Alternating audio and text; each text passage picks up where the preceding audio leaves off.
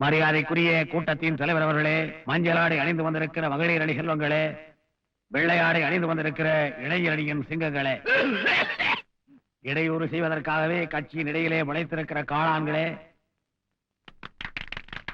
வான் அளவு எவ்வளவோ அவ்வளவு தியாகங்கள் செய்தவன் நான். கடல் அளவு எவ்வளவோ அவ்வளவு அறிவாற்றல் நிறைந்தவன் நான். மலை அளவு எவ்வளவு பாரு, உன் தியாகத்தை பத்தி நாங்க கேட்கல. உன் பேச்சு அவ்வளவு நேரம் கேட்டுக்கிட்டு இருக்கும் பாரு, அதான் நாங்க பண்ற மிகப்பெரிய தியாகம். போய் உட்காரியா, மைக்கு கிடைச்சா முழுங்கிடுவே நீ. இப்படிப்பட்ட அரசியல் நாகரிகம் தெரியாதவர்கள் அதிகமாகிவிட்ட காரணத்தால் தான் உலக அரங்கில் நமது கட்சியினுடைய மதிப்பு குறைந்து விட்டது என்பதை மைக்கா பண்ற. எதுக்கு நானும்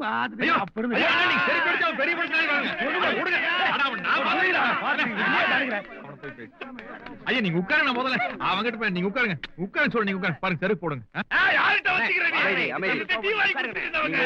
சரி தலைவரே.